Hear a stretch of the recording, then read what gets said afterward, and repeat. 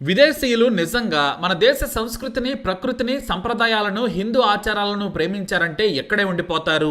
ఇలా దేశం మొత్తం మీద ఎంతో మంది విదేశీయులు తమ పాశ్చాత్య లగ్జరీ లైఫ్ను వదిలేసి భారత్తో మమేకమయ్యారు, మనతో కలిసిపోయారు. అయితే భారత్ను ఆధ్యాత్మిక కేంద్రంగా చూడటం కొన్ని వందల ఏళ్ల నుంచి సాగుతోంది.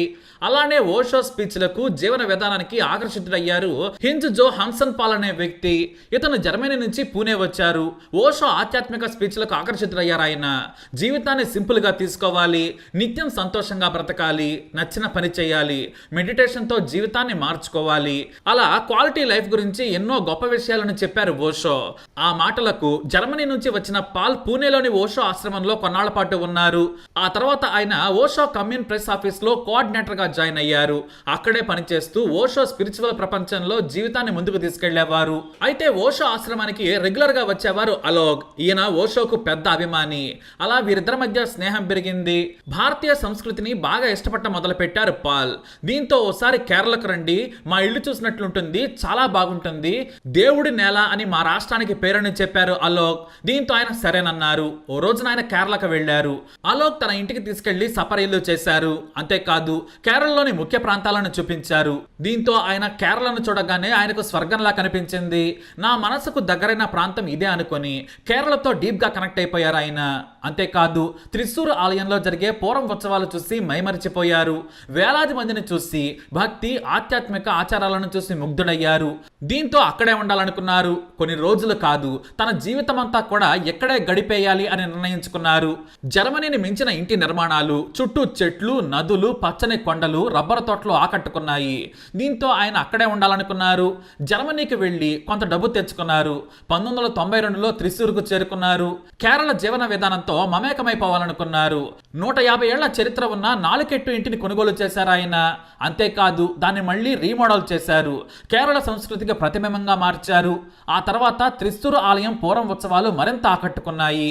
ప్రతి ఏటా ఉత్సవాలకు వచ్చేవారు. మెల్లిగా ఆయన కేరళ ప్రజలతో కలిసిపోయారు. ఎంతలా అంటే ఆయన పేరును కూడా మార్చేసుకున్నారు. ప్రేమ్ మనస్విగా అందరికీ దగ్గరయ్యారు ఆయన.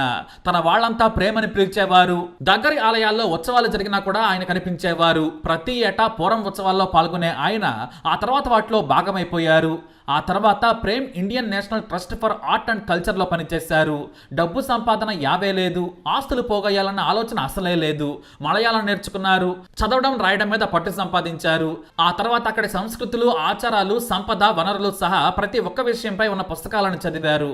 వాటిని సేకరించి భద్రంగా ఉన్న ఇంట్లోనే భద్రపరిచేవారు.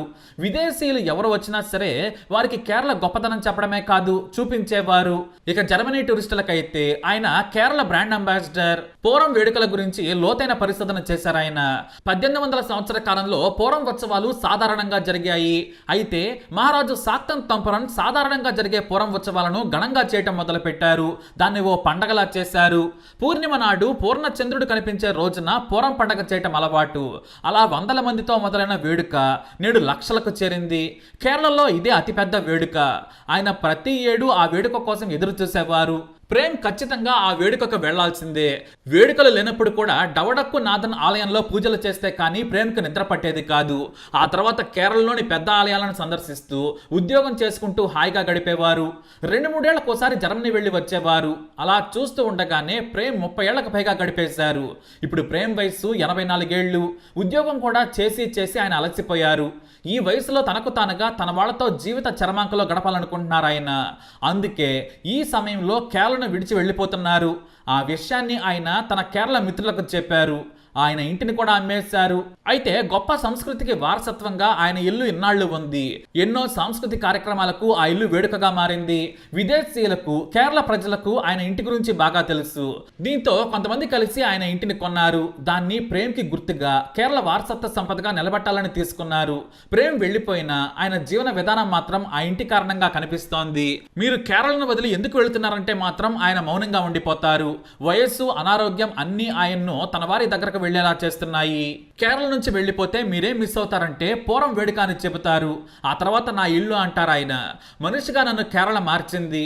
Indian national trust for art and కల్చర్తో పనిచేయడం నాకు రోజు కొత్త అనుభవమే. సంస్కృతి వారసత్వాలను కాపాడేందుకు ప్రయత్నించాను. కొన్ని ఇబ్బందులు కూడా ఎదురయ్యాయి.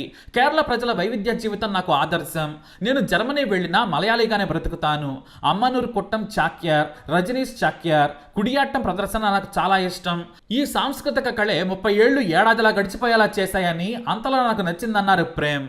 అయితే ప్రేమ్ వెళ్ళిపోతున్నాడని తెలిసి వేలాది మంది ఆయన కలిసేందుకు వస్తున్నారు. మీరుంటే బాగుండేదని కన్నీళ్లు కూడా పెట్టుకుంటున్నారు. అయితే తాను వెళ్ళిపోతున్నా కూడా ఇన్నాళ్ళు తాను కేరళ మీద ప్రేమతో కొన్న వందల పుస్తకాలను ఆయన ఓ గ్రంథాలయానికి ఇచ్చేశారు. ఈ పుస్తకాలను భవిష్యత్ తరాలకు అందించాలి. కొన్ని పుస్తకాలలో కేరళ మనిషి జీవితం, ప్రకృతి అందం, కళలు, సంస్కృతి ఉన్నాయని చెప్పారు ఆయన. అలా జర్మనీ నుంచి హింజ్ జోహాన్సన్ పాల్గా వచ్చి ప్రేమ్ మనస్విగా జర్మనీ వెళ్ళిపోయారు ఆయన.